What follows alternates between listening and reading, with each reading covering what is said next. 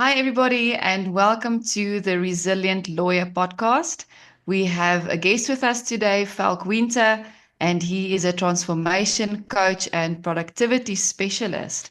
And we are going to focus on the one habit that will elevate a lawyer's success. But before we get into that, Falk, Sonia, being an advocate, talking about productivity, what is the big challenge, that is faced, in the industry that makes it so difficult to be productive as one can? Thanks, Marika. Well, I would say generally it is the sheer workload. There is an enormous workload that you have to work through in a day. So just the amount of work. And then it's the unpredictability. So often you are busy with a task and you get an urgent call within that, and you constantly have to shift between different tasks. So one of the things that sort of stops or halters productivity is the fact that you are often disrupted during your day. Mm. Sometimes it is real disruptions, but often it is not necessarily disruptions that are that serious. But I think the nature of lawyers is we feel we have to attend to everything that comes our way. So I think that's often something that interferes with your productivity during the day. And so Mm. I'm very much looking forward to hearing, what is the one habit that could assist lawyers? Mm. So, Falk, being a productivity specialist, we look forward to see what you have to share with us today. Would you like to share your slides? Yes, Marika, certainly. And glad to be here. Let's get it started, Mm. okay? And we will answer your question as well, Sonia, during the course of my presentation. The thing I set it up today, it's about productivity, but maybe a little bit counterproductive to give you even some more work, Sonia, actually, for the time being, because there's one thing every lawyer has to do, and I want to use it as an example as well, to grow the business, to be more successful, to be more profitable, to do more things. But these principles I share with you, they apply to any habit, okay? So we will apply it also what you said, overwork, overload of work, feeling stressed, prioritize, don't know where to start, and this kind of stuff, okay? So I will slow down sometimes, even though it's hard for me, and they will ask you a question, or you ask question, please. Okay, let's make it as effective and useful for you as we can. What's the one habit? Let me ask you. What's the one habit that will elevate your success as a lawyer? When you think about what could be the one habit? I'm coming now, as I said, talking about growing your business, being more profitable, getting more clients. What does lawyers, any business person actually has to do? What do you think? Any idea? Well, for me personally, but I've obviously spent a lot of time looking at productivity. So for me personally, I would say to have focused, uninterrupted work, to actually be able to attend to your tasks on a focused level. Because as a lawyer, you obviously your intellect and what you can the solutions you can give to your client actually needs that focused attention. Absolutely. Good stuff, Sonia. Focus, uninterrupted work. And of course, if you, let's say you have not much work, you would like to have more work, you would like to, I don't know, get different clients, more profitable clients. There's this one activity we have to do, lawyers and any kind of business person, is we have to call in on prospects. You have to call on people who can say yes. Or you can even expand it. Like if you're looking for, assistants or want to hire new people, you have to pick up the phone and make the calls yourself. This is one thing I want to use as an example today. And I will expand it to what you said, Sonia, more focus, being more productive, less stressed. It's the same principle. We come to them in a second, okay? Let's address one thing first. We are always very much, focused on goals. And I hope you all have your goals and you have your vision board up 2025, all done, colorful, all the areas of your life, where do you want to go? Business, finance, health, energy, relationship, family. Well, I hope you have it done. So you have your goals, you're very clear.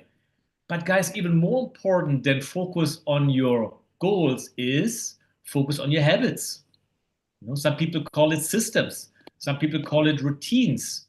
So instead of what do you want to earn, a month, let's say a goal, or how many clients you want to serve each month, how many new clients you want to get.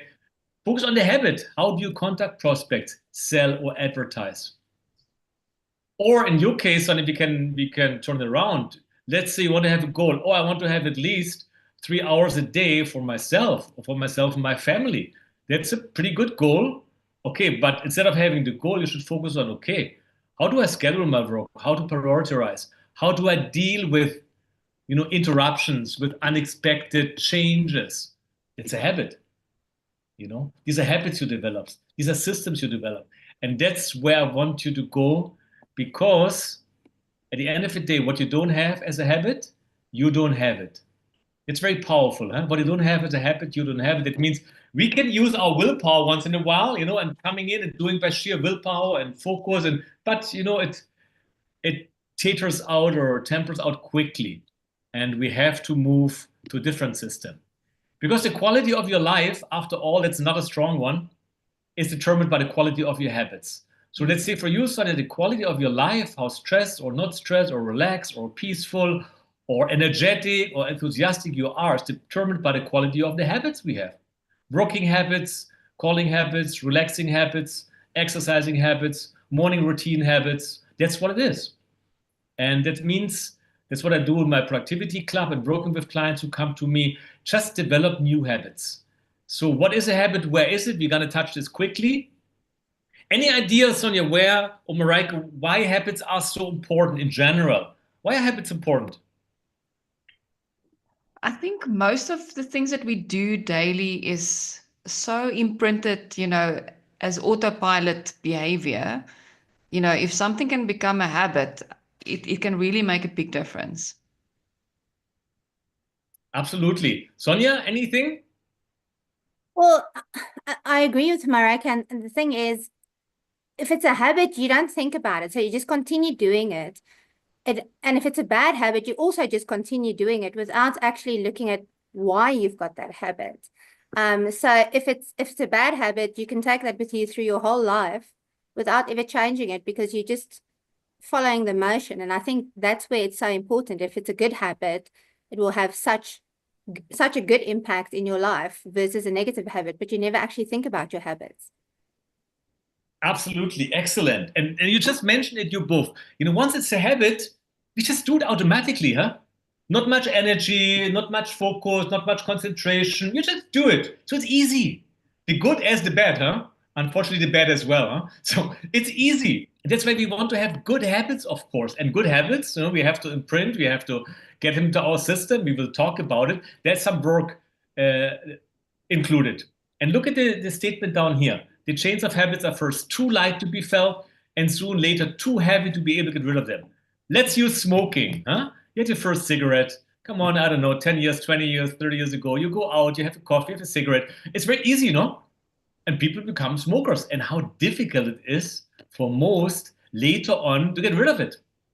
Isn't it? Same with drinking, same with drugs, same with whatever, binge watching, too much TV, grabbing your phone first thing in the morning, checking your phone a million times during the day because I may miss something, isn't it?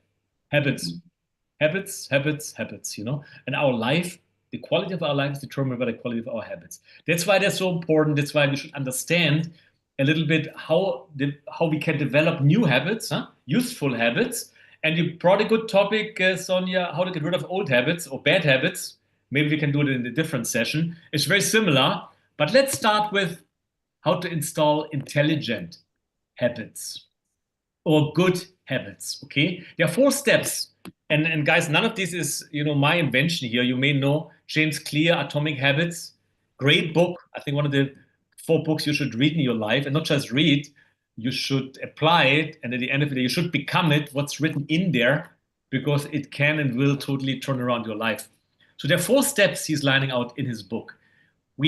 First of all, you have to choose the activity, okay? And today we're using as example activity calling on prospects. You can use as activity, let's say, Sonia, for you, scheduling my next day, the evening before. This can be an activity. You said, oh, I want to turn it into a habit. I want to use each evening 5 minutes, 10 minutes to plan my next day.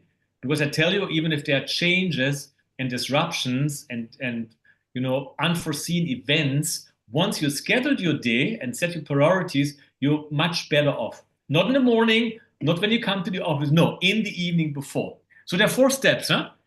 This activity you choose, and you have to choose an activity first to turn into a habit, you have to make this activity obvious, number 1. Number 2 is you make this activity easy. Number 3 is you make it attractive. And number 4 is you make it satisfying. These 2 steps, these 4 steps, they apply to every activity you would like to turn into a habit. So ready to go? Want to start? Want to apply it? Good. Let's do it. Make it obvious, huh? That means you assign a location, a time, you put down implementation intention. So let's go back to the calling thing. Your application would be every day, I call at least 5 or more prospects in my office between 11 and 12. You give yourself a command to make it obvious. Let's say, Sonia, for you, for the being more focused, you can tell yourself every evening between 6 and 7, I spend about 5 minutes to schedule and prioritize my next day. Mm. It sounds kindergarten, I know. It's very basic. But if you don't do these easy steps first, we cannot go even higher and becoming more productive, more effective, more efficient. Okay. So first of all, we have to make this new habit, this new activity, obvious to ourselves. And we talked about it, Mareike, you remember conscious mind, subconscious mind many times in the past, because where are our habits? Our habits, of course, are in our programming, in our subconscious mind. Okay. Together with all our paradigms, with all our past programming, conditioning, by culture, society, upbringing, parents, siblings, church, religion, parties, color, all what we have been programmed to in the past, good stuff and bad stuff, that's where our habits sit as well. Okay? So make it obvious, number 1. Number 2, make the new habit or the new activity attractive to turn it into a habit. Make it attractive. That means join the culture. What does it mean, joining culture? Let's say you want to lose weight. Lose weight is not a good goal, huh? You want to have a certain weight. Never call it lose weight. You want to have a certain weight. So you're joining a running club. So every Saturday, you're going to the running club. You join a culture where it's coming to run, to do Pilates, to do, I don't know, cooking, whatever you want to do. Okay, join a culture. Makes it very attractive, makes it much easier. Temptation bundling. That means you put together what you want to do with what you need to do. Something you want to do without want to need to do. And then along comes this motivational ritual, combining it with something you do immediately before you do the activity. Okay, so you join a culture, make temptation bundling, or you put a motivational ritual before you start your activity.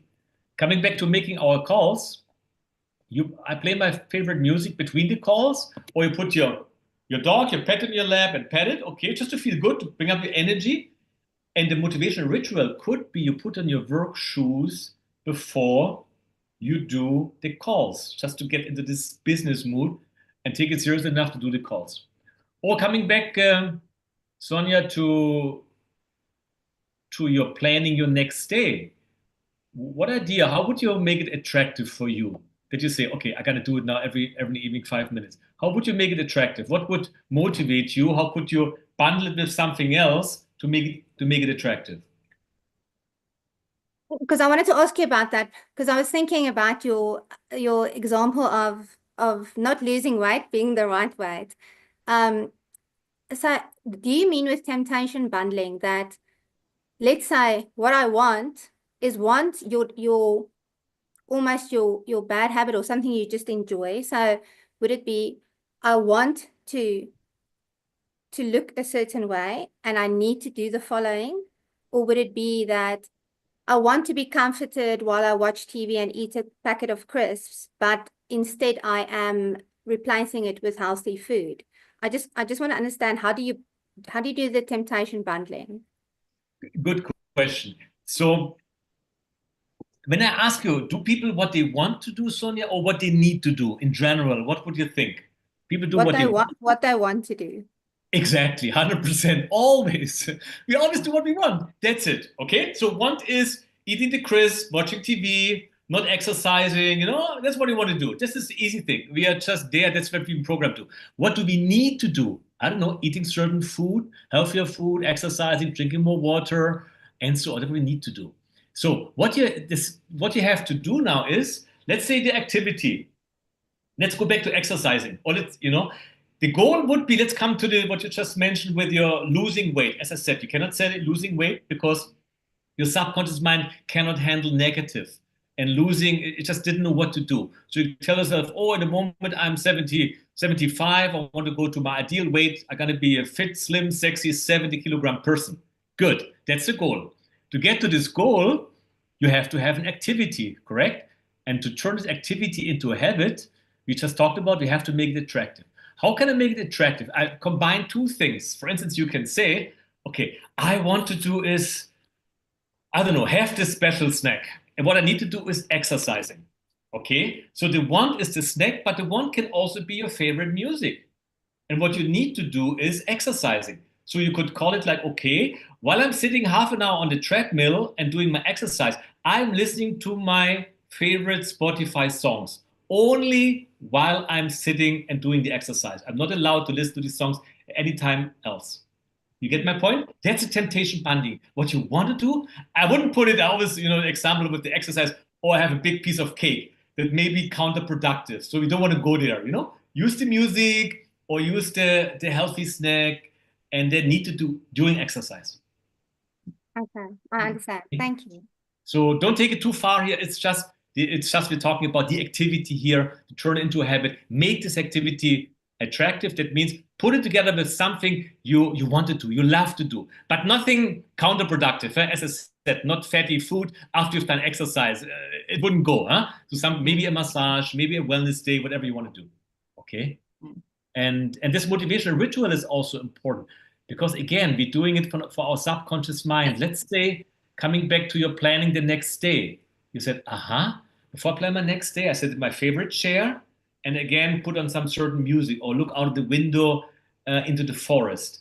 You do this every time your body gets used to it. I'm sitting in the chair. It's about time to plan my day. You get my point? That's the repetition. Okay. We didn't ask about how to install a habit, but there's only one way to install a habit: repetition, repetition, repetition, repetition. So that's very, very important. We call it spaced repetition to involve all the senses once you do it, but the repetition in general, it's very important. Okay? Good. Number 3, how to make it. This is almost one of the most important ones. To turn activity into a new habit, a new positive, powerful habit, you have to make the activity easy. It's very, very important. So you put fewer steps between you and your new habit. That means, you know what? Let's say you want to go exercise. You cannot just start looking for your clothes and shoes and stuff. No, they're right in your face, next to your door, next to your chair. So you just fall over them. There's no excuse, Oh, I didn't find them and I want the washing and I need some new shoes. No. They're right there. So fewer steps, okay? Like let's say planning your day the next day, or you're seeing here with the calling list, the list is prepared.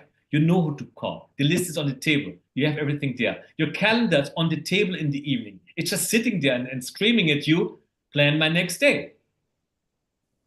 Okay? This prepare your environment is so important. Like people, when they come out of alcoholic, whatever treatment or psychic, I shouldn't say psychic, some facilities, mental health care and stuff.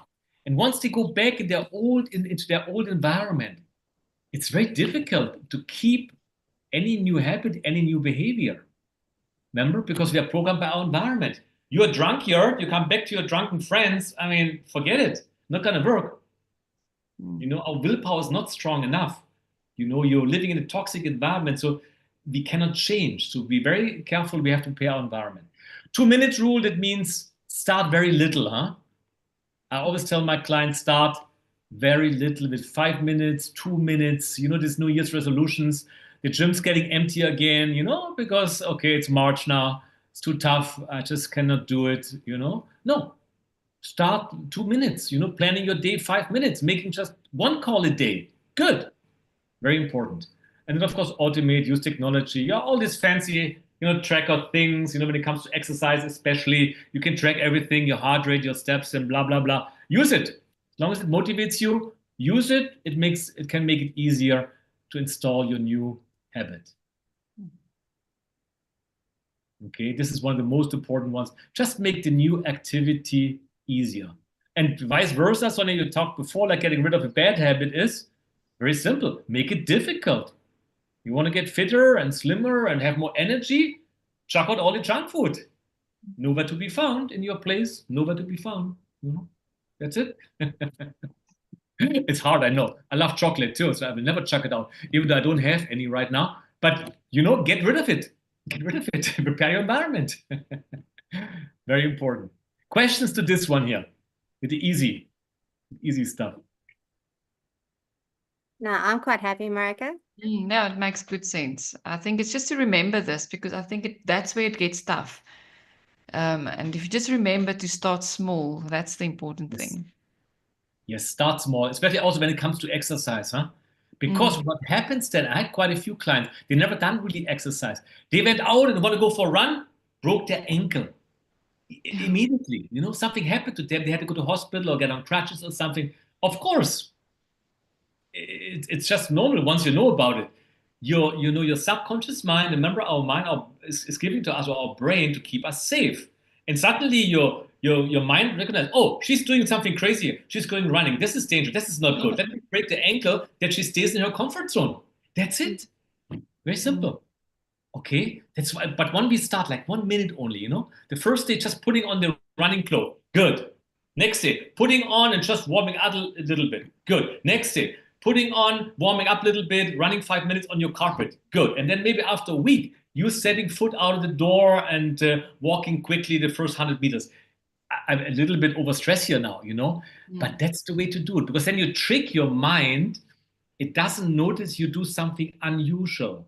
You're going out of your comfort zone. It doesn't recognize, because it's so gradual. It's so slow the way you start. But that's the powerful activity, the powerful routine. Start always slowly. Even when it comes to habit, I always tell people, start with 2 habits only. 2 habits only. If you don't have exercise as a habit, start with exercise, and maybe second one, planning your next day or establishing a morning routine. Just 2 habits, not more. Not more at all. Okay? And as you said, Marek, it's like a muscle, huh? We have to apply it to remember. So do it again and again and again and again. Okay? Now, make it satisfying. That comes almost like make it attractive. So give yourself a reward. It can be immediate, which is actually good, not always possible. Use a habit tracker, never miss twice. Habit tracker just ticking off in your diary. Give yourself a reward. Let's say a whole week you've done your calls or done your planning. Give yourself something you wouldn't do normally. I don't know. You know yourself, what would it be? It doesn't have to be food always. Some time off, some time with your book, some time alone, some walking time. You go to a museum, you go to coffee, whatever it is, just reward yourself. Oh, I've done well. The whole day or the whole exercise or whole week, very, very important. And then, of course, habit tracker, I just said, just take it off somewhere or look at your device. And then accountability partner. This is one of the most powerful things. There's a habit contract and there's an accountability partner. Use an accountability partner. Somebody who's hitting your head and asking, okay, Sonia, have you done it? Did you plan your day? Did you plan your day? Did you plan your day? Did you plan your day? Because you're going to get annoyed. And so you just got to do it. And that's what we want. That's what we want. Because we have to do it at least, between, when we say how long does it take to establish a habit, between 21 and 66 days, depending on who you ask. But it's very often even longer. Because we have to do it really longer. I had the question in the past, maybe you remember, Mareike. When do we know we have a certain activity as a habit? When do we know? What's kind of a good measurement to decide, now it's a habit? Remember? Yeah, I guess what you mentioned earlier, the moment that you no longer have to think about it, or it's effort. It's effortless, yes. In other words, you cannot live without it. Let's put it this way, Let's say running or exercise is a habit. and suddenly you have to go to hospital for whatever reason, cannot move for a week. You're so desperate, you cannot do it, for your body is craving it, Now how it's craving? On the bad side, we know it easily, huh? Craving the cigarette, craving the sugar, craving the alcohol, very easy. You cannot live without it. It's a habit, okay. Now let's go on the good side, same thing. Yeah? You don't feel at ease if you haven't called these 5 people a day, if you haven't planned the next day. Something in your body tells you something is missing, so we cannot live without it. And we will know it takes quite a while, a lot of repetitions, many days to get there. Okay, at least 30 days, So, but that's great, and that's what we want, huh? Because once you have it, you have it. True. Yes, I recently spoke to one of my friends, and she's exercised her whole life.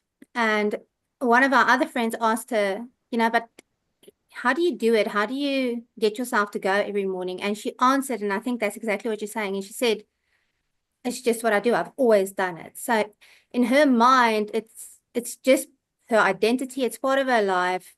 She doesn't even think about it.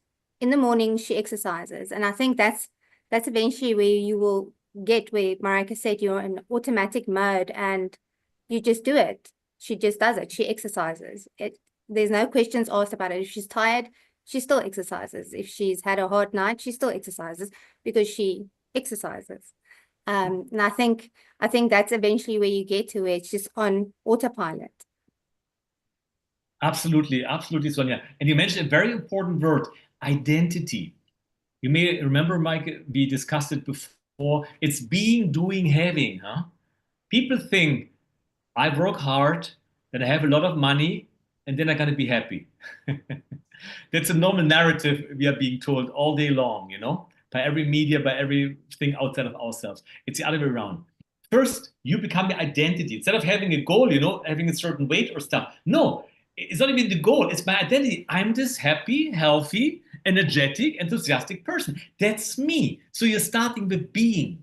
You work on your being, and the different techniques and stuff and establishing beliefs and so on. But you start with who are you? What is your why in having a certain weight, in having a certain productivity or income or look or whatever? First is your why, your identity. And once you have this identity, which is a certain energy level you have, a certain vibration, your cells are vibrating a certain frequency, then you do things from a very empowered level. And once you do this, you can have all the material stuff you want. That's it. You attract them basically, but it starts with being, your identity. And that's, of course, we do this through habits. Once you've done them often enough, and then what you said, no effort, not thinking about, I'm just doing it. And that's where we want with the good habits. We know how easy it is with the bad habits. We want to have it with the good habits. Okay. And so that's the summary here. So to turn any activity into a habit, we have to make the activity obvious, easy, attractive, and satisfying. And you're doing it again and again and again and again. That's all what it is. That's all what we have to do. I'll give you some more ideas here, which goes down to sales success habits. There's so much more we can do. You see it here, turning off distractions, reviewing your sales goals, planning your calls evening before, enter the results, using affirmations. And if I ask you what's the most important ones, what's the most important one? What do you think? Take a guess. Out of these 8 additional activities to turn any activities into a habit, what do we have to do? Which is also the hardest. It's still the most important one. Sure. That bottom one seems quite challenging. Writing down my affirmations 50 times each. Yeah, that's not hard, right? Let's say I can do it, Yeah. I have more and more energy. Oh, I love my life more and more. I'm attracting the perfect clients. It should be always a sentence which goes on a page, like one sentence, and then 50 you get each on one thing. It takes me 13 minutes to write it down. Very powerful, huh? It's a good one. But what this actually goes together with the most important out of these 8 is number 1. Nice, number 1.